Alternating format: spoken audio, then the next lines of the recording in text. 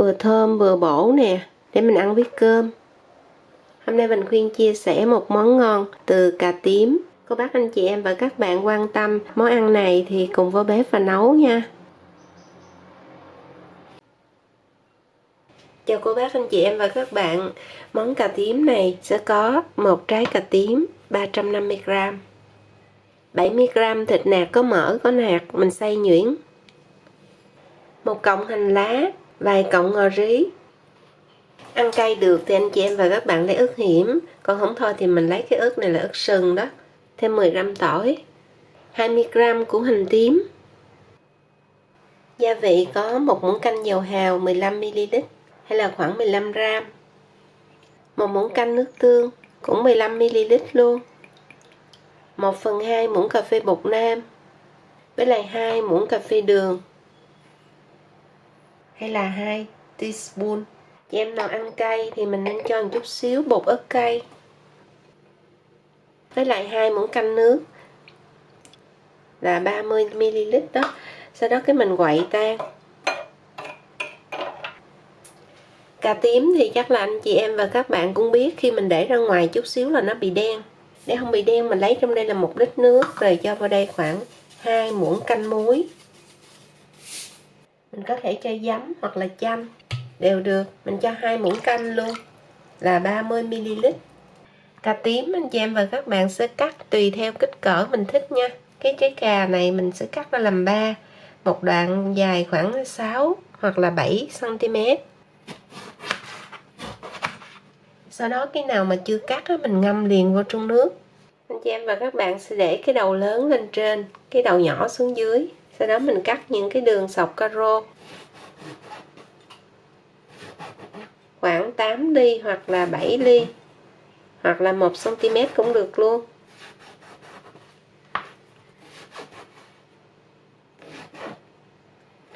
Nhớ chừa bên dưới khoảng 1cm á, chứ mình đừng có cắt đứt. Như vậy nè, cho nó xòe ra. Giống như là hôm trước mình làm cái món nấm á.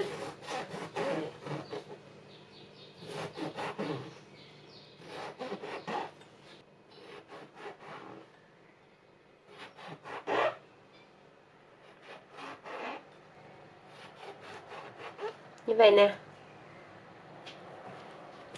Sau đó mình ngâm liền vô trong nước giấm muối. Trong lúc đó thì mình đi cắt củ hành tím, bằm nhuyễn luôn. Tỏi đập dập, sau đó cũng bằm nhuyễn. Ớt cũng vậy luôn. Có thể bỏ hột hoặc là mình để hột. Đầu hành lá anh chị em và các bạn đập ra, sau đó mình bằm nhuyễn để riêng ra, với lại cái đầu này cắt nhỏ. Ngò rí cũng cắt luôn. Sau đó mình sẽ bóp cà tím này nè. Nãy giờ mình ngâm cũng được khoảng 5 phút rồi, thì lúc này mình vắt.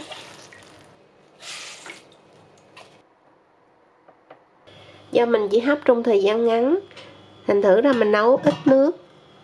Khi mình nhìn thấy nước sôi, anh chị em và các bạn cho cà vô mình hấp nha, để đứng luôn khoảng 10 phút.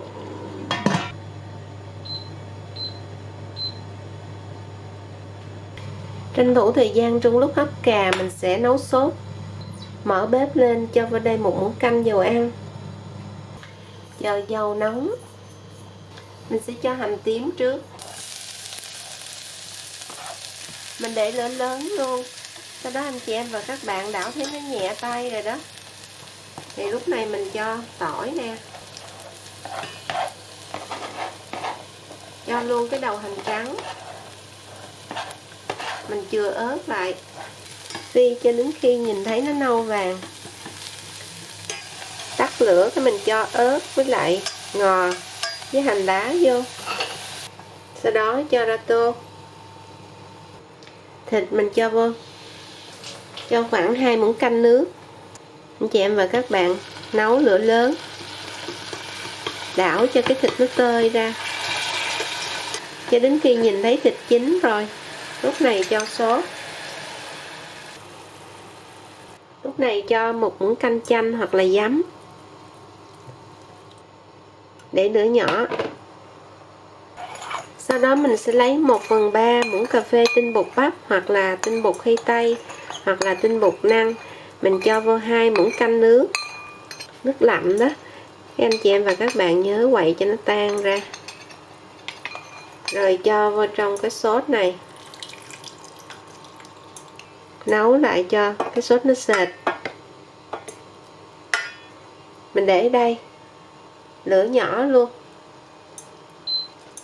Lúc này cái cà tím cũng chín. Anh chị em và các bạn xăm đũa nè. Thấy nó chín mềm luôn đó. Thì mình cẩn thận cho ra dĩa. Ơi, nóng quá. Cái cà tím nó nóng lâu lắm đó anh chị em và các bạn ơi. Nó giống như trái bầu vậy đó. Lúc này mình xòe cho nó ra. Giống như là cái hoa cúc. Cái miếng cà này mình nấu lâu quá là nó sẽ mềm ra rồi. Nó nát ra luôn á. Do đó mình nấu thời gian 10 phút là được rồi. Lúc này mình cho sốt. Tùy theo anh chị em và các bạn thích cho lên trên cà. Hoặc là mình cho vô trong chính giữa cái dĩa cũng được luôn.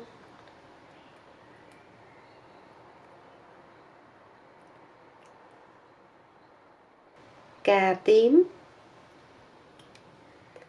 sốt thịt bằm, nhanh gọn lẹ cấp tốc, thơm ngon vừa bổ vừa đẹp nè, cho gia đình ăn với cơm.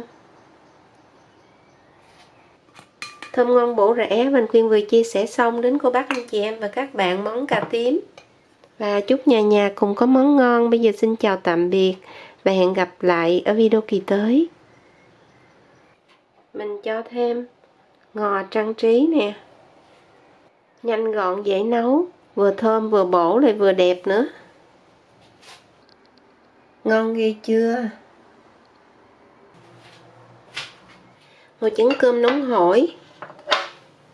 Một dĩa cà tím thiệt là ngon luôn. Nấu nhanh gọn lẹ. Cà tím mềm.